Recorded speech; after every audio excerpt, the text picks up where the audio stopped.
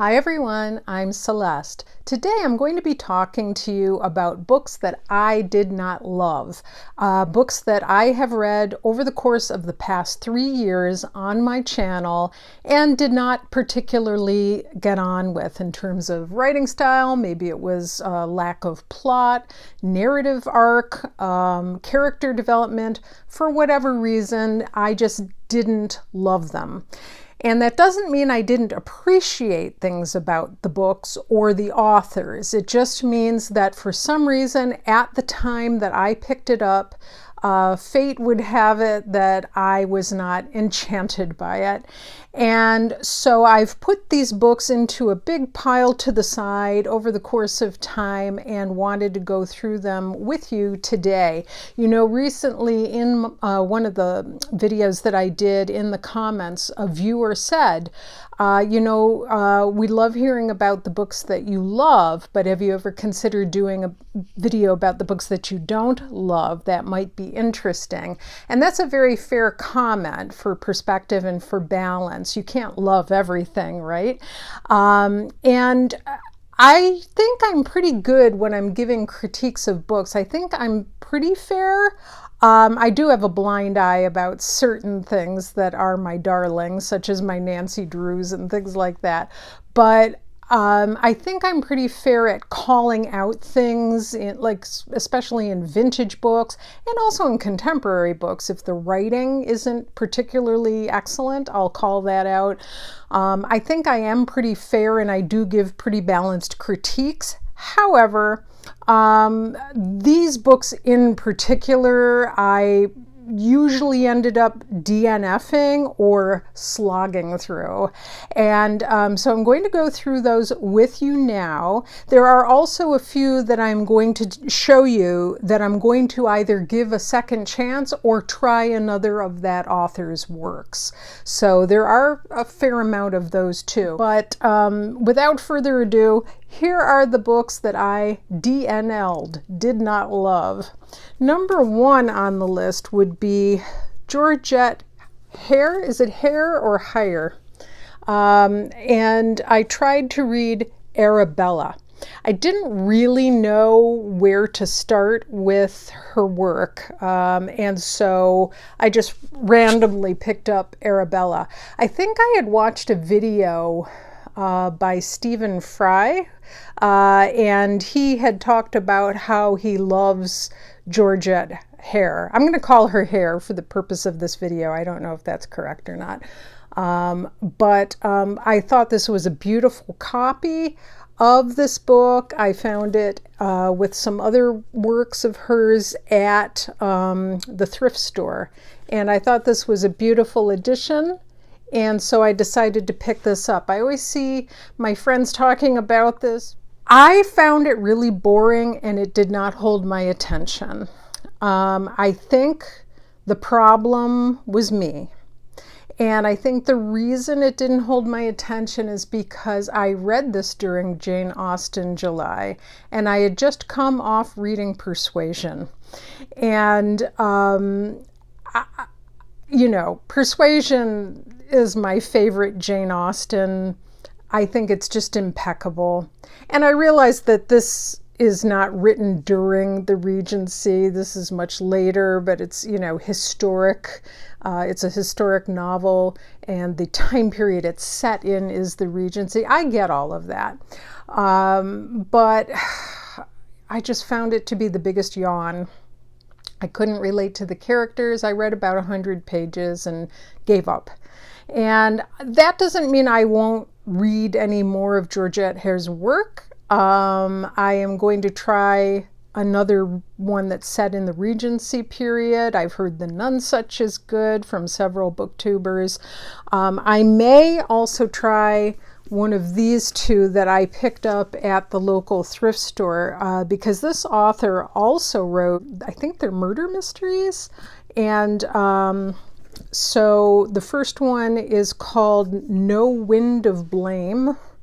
They were totally an impulse cover buy because I thought these covers were beautiful. The other one is Death in the Stocks. So that's that one. So I'll just hold up both of them for you here. Aren't they beautiful? So I'm thinking, and that's what they look like on the back. So maybe I will give Herb Writing another try. I'll try another Regency. In the comments below, give me a suggestion if you know of a particularly compelling one, a good one. And I will try some of her mysteries, if that's what these are. And if you have any recommendations for her mysteries, tell me about those as well. So the second book that I DNL'd or did not love was, believe it or not, Leo Tolstoy's Anna Karenina. I know, it's me, not you. It's not the book, it's me. I also picked this up during a time when I was very kind of depressed and concerned about events in the news and things that were happening in our government. And I was very just kind of disillusioned. And there's something I think Leo Tolstoy could appreciate. And I picked up Anna Karenina wanting to be swept away into this sort of winter world of Russia with ballroom dancing and romance and multi-layered storytelling. And it was multi-layered storytelling, and it was gorgeous. I mean, Leo Tolstoy is a master. I think I just was not in the right mood. It wasn't really what I was looking for. I didn't like the main characters. I didn't care about them. I didn't find myself invested in them. I found myself a little annoyed with them. And so I think I just picked it up at the wrong time and I was in the wrong mood for it. It just did not hit me right. I'll probably give that another chance at some point down the road. But what I will also do, Vintage Classics published all of the Russian masterpieces in a series which is absolutely beautiful. They're all like red and black and white. And so I think I will also give another author a try in that series, and that is Dr. Zhivago by Boris Pasternak. I just thought it was beautiful, and I grew up when this movie was shown on TV, Dr. Zhivago. There are a number of these books in this beautiful collection, so I think I will try this one next and we'll see what happens, and I'll probably pick up Anna Karenina at another point in the future as well. Okay, the next book that I DNL'd is going to probably horrify everyone who participates in Victober. I'm sorry. I last year read my first Wilkie Collins, and I picked up The Moonstone. And I had never read anything by Wilkie Collins before, maybe a short story or something, but I had never read The Moonstone. I've heard how wonderful it is, how evocative, how atmospheric, and I've heard it's the first true mystery.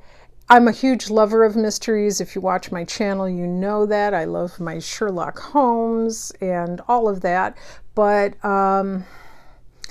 yeah, this one is supposed to be so fascinating, and I found it, you guys, to be so boring. So boring. I love the evocative setting for this. I love that it's about a jewel. I love the fact that there's a backstory of conniving intrigue in India. I love the provenance of the Moonstone. I love big old rambling country houses and estates. For some reason, when all of those things were put together in Wilkie Collins' novel, it didn't work for me. I don't know. I was like a deer in headlights with this one. I wasn't really understanding it. I wasn't interested in following along with it. I found myself in a real slog trying to remain interested and turn the pages. And I thought, well, maybe it's just the beginning that I'm not enjoying, and once I get into the main part of this, I'll enjoy it. So I tried skipping ahead a little bit. Then I thought, well, what if I watch an adaptation of it, like Masterpiece Theater, and I'll watch it on there. So then I'll know kind of the story, and then I'll go back and read it and just appreciate the prose, maybe. I tried doing that, and I was so bored by the Masterpiece Theater version, or I'm not positive it was Masterpiece Theater, I think it was. But the TV version, I was so bored with that I couldn't finish that either. I got through one episode. So I don't know what it is about this one, but I just couldn't get through it. And then I skipped to the end to see who done it and to see if I wished I had stuck with it. And no, I still didn't care.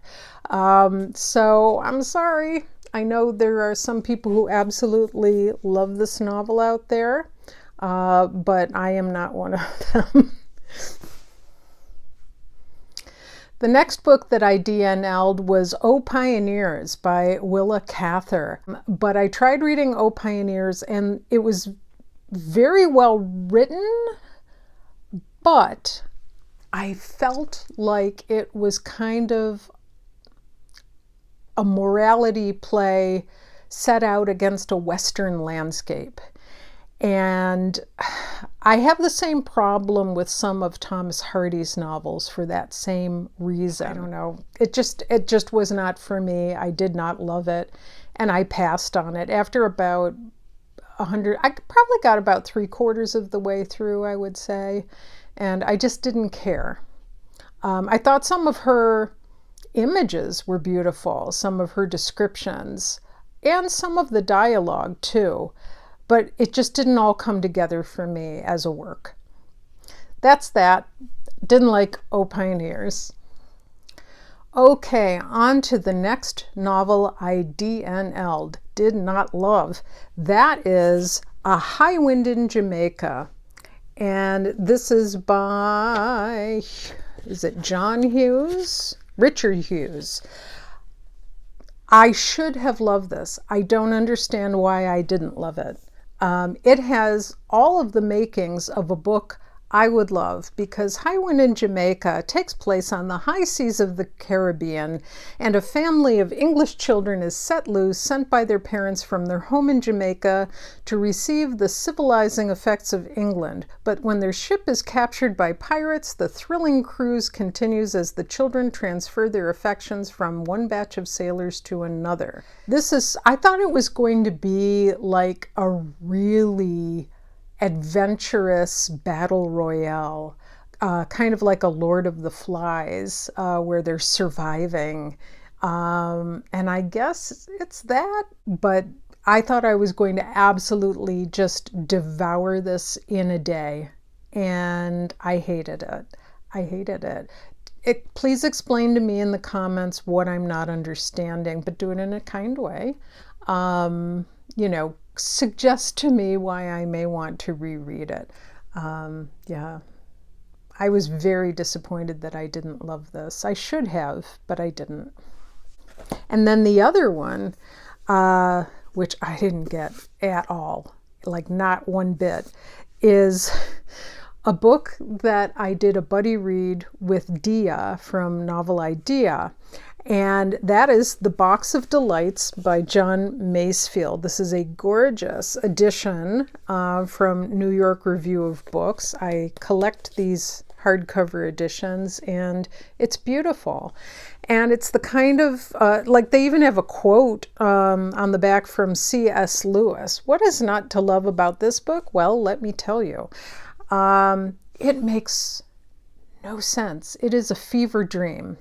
I don't mind fever dreams as long as it's all tied together with some overarching purpose. Like there has to be a reason for a fever dream. If you just plunge me into a fever dream and say, and then a train went by, and then there were wolves, and then there was a box of candy, and then there were soldiers marching, and that just goes on for 150 pages, no, there needs to be a reason that it's happening.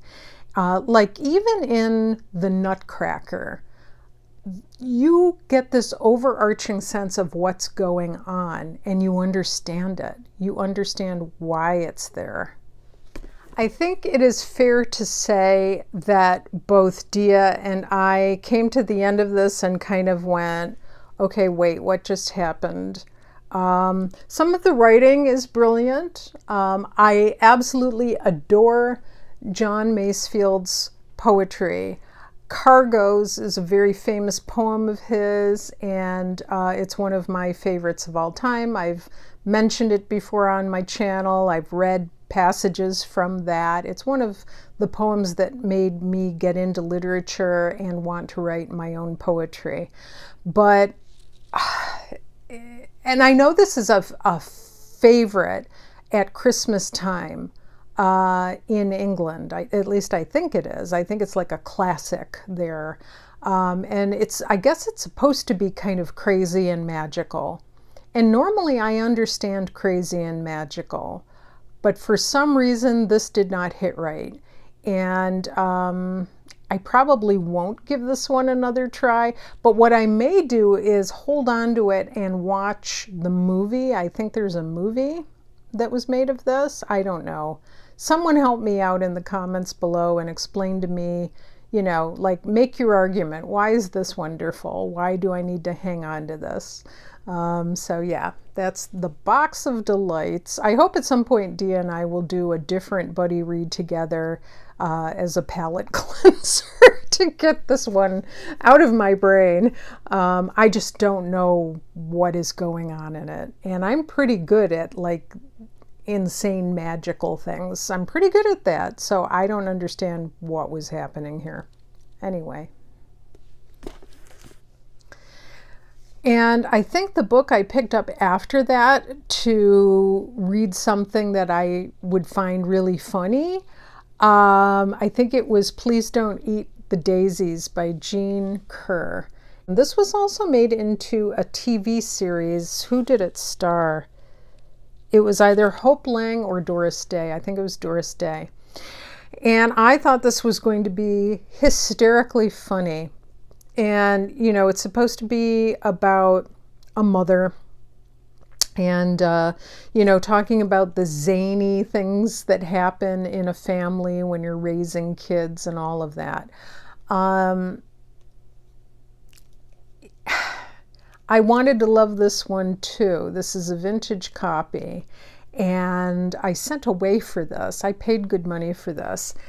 I think the thing that took me off guard, and this is especially true in books that are supposed to be funny, is when you are the parent of a special needs child, when there is recurring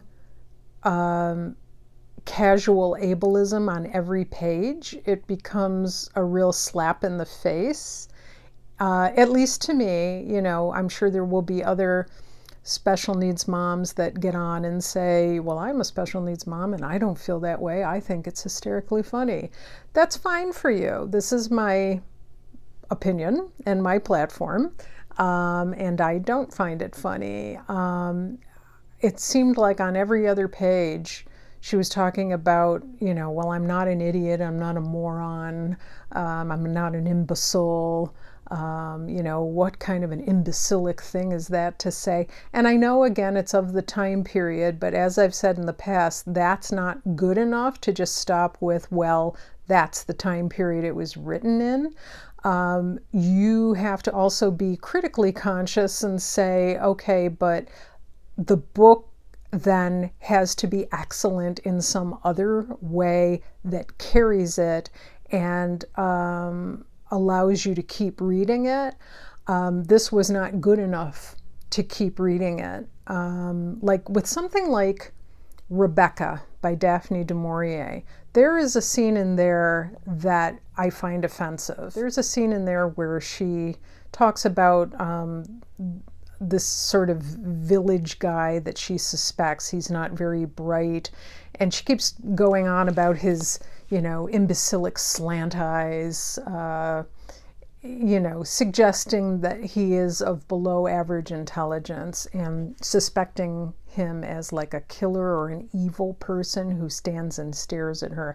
That's a very hard scene for me as a mom to get through. But I forgive it and move on because overall Rebecca is such an incredible work. It is saved by the brilliance of the other writing. It's saved by the brilliance of the plot. It's saved by the brilliance of the suspense factor and the evocative, eerie setting of Manderley that's created by Daphne du Maurier. But I'm sorry, Jean Kerr's newspaper column where she's trying to be funny as a mom and calling everyone an imbecile is not funny to me and not worth my going on with it. So I DNF'd this and certainly DNL'd it. Okay, I'm going to try to speed up a bit because I still have about 8 books to go through, and I know that it's hard enough to make it through a negative video where I'm saying something bad about every book I'm holding up, but to do that and make the video an hour long is just unconscionable, so I'm going to try to speed up here. I almost hesitate to hold this one up because everyone is going to freak. Everyone loves this book except me. I am the odd person out with this book. That is The 13th Tale by Diane Setterfield. This is a darling of BookTube. Everyone recommends this book as, if you want to pick up a Gothic book, like 10 Gothic books to pick up today, 10 spooky books. This is always on the list. And this is about a woman who goes to an old house of secrets. And her name is Margaret Lee. And she works in her father's bookstore, if I recall. And she is brought to the house of Vida Winter and listens to her stories. And she's going, I don't know if she's writing her biography. Yeah, she is. Margaret Lee is a biographer. And so she goes to the country to hear Vida Winter's story and to write her biography. And everyone feels like this is a literary, masterpiece of sorts, I think. They're shocked by what happens in it. They think the writing is gorgeous, and the writing is gorgeous in some spots of it. Let me tell you, though, the reason I disliked it so much, again, I didn't care about the characters. I didn't care about the main character, Margaret. I didn't care about Vida. I didn't care, as the story goes on, there are brutalities that are talked about, things that have happened in this family. I still didn't care about them. I just thought it was negative and nasty, and there was no redemption. It was very bleak and dramatically bad without being interesting, and there was no sense of redemption that I could see in it. I've talked about this book before on the channel. Again, in the comments, being very kind, point out to me what I'm not understanding about this, and should I give it another try. I'll definitely try Diane Setterfield's writing again. I thought especially, I remember the first 30 or 40 pages were very evocative, and I had been very excited that I was reading this book. I read it, was it last November? But it just did not work for me. I'm sorry. I know this is a darling, and I'm sorry. The Seven Husbands of Evelyn Hugo. I reviewed this recently. I just read this. Look at this gorgeous edition with its sprayed edges. beautiful, beautiful, beautiful. And the end pages, also beautiful. I wanted to be swept up in the story from Golden Age Hollywood. I was not. And it's kind of along the same lines as the 13th tale in terms of a biographer being sent to an elderly woman's residence to write her biography, and she's the only one that can tell the story the right way. That's all fine. I found so many parts of this unbelievable, and I also found the dialogue between characters that was supposedly set in the 40s, 50s to be unbelievable. It sounded like modern day writing to me. So yeah, unfortunately this one was a miss. And then as well, this one hurts. I wanted to love this so badly. The Night Circus by Erin Morgenstern. Beautiful edition once again. And look at the, physically beautiful book and beautiful writing. Erin Morgenstern's writing is beautiful. The way she sets a scene is just so evocative, so atmospheric. And I know the problem some readers had with this was that it was narrated on Audible by Jim Dale. And because they associated Jim Dale with some comedy that he used to do, they didn't like the Audible narration. That actually made it work for me. His narration is wonderful, I thought, because I associate Jim Dale with Harry Potter. And so I was all set for his voice to be talking about magic, which is what this novel is about. However, it got very convoluted. I was really with it and loving it for about the first 150 to 200 pages, and then I just got lost. I was like, okay, what is going on now? It went in a direction that I didn't like and wasn't caring about. It lost my interest. Which was a shame because the first part was just so incredible. I was right there, and then suddenly I'm like, wait, what is happening? What are they doing now? And they're introducing new characters, and I'm like, well, who is this person again? And it just kind of fizzled. And so it's one of those books again where I went to the ending. I skipped and cheated and went to the ending to see what the outcome was, and is it worth my while to go back and read it? And no. I'm glad I DNF'd it because that ending would be very unsatisfying to me.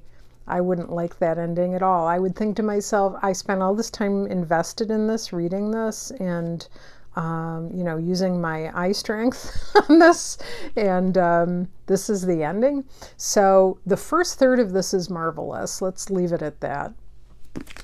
Next up, I did not love True Grit by Charles Portis. I am shocked that I do not love this. I have my notes here on this one.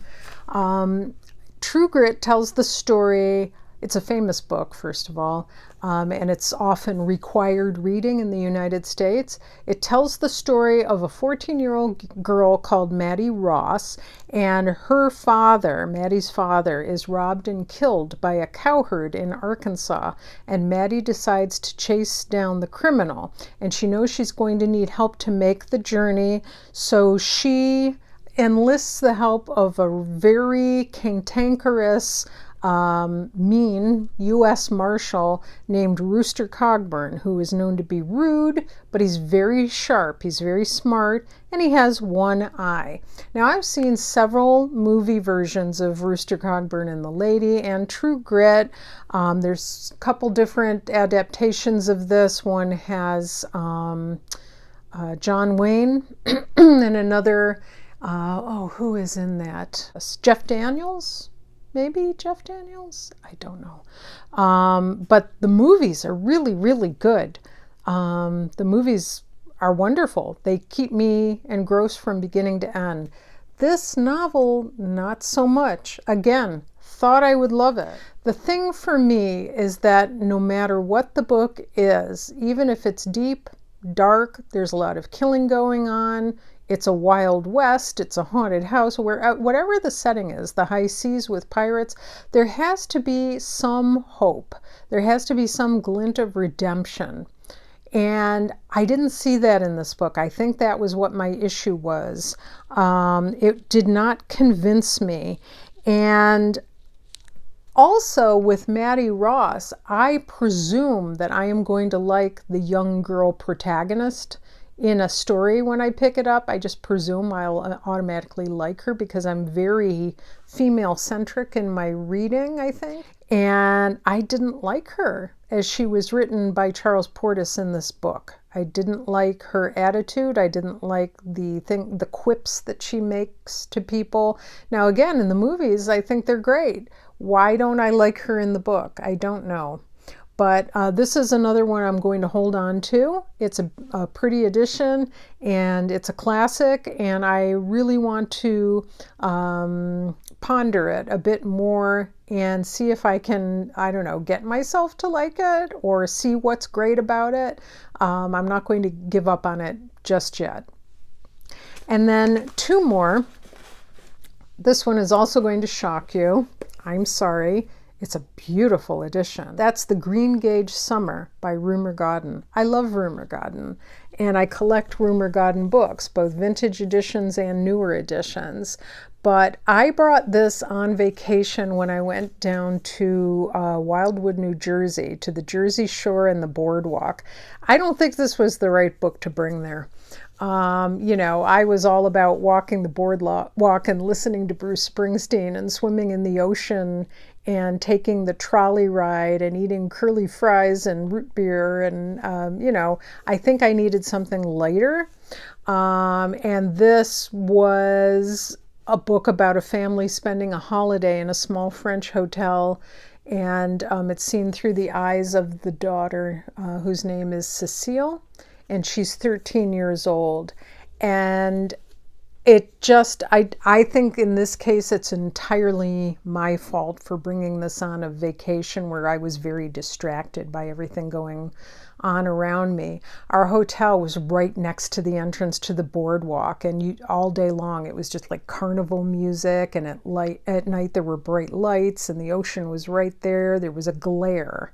There was this particular glare and booming music, and I just could not get into the spirit of this book, so I think it was me.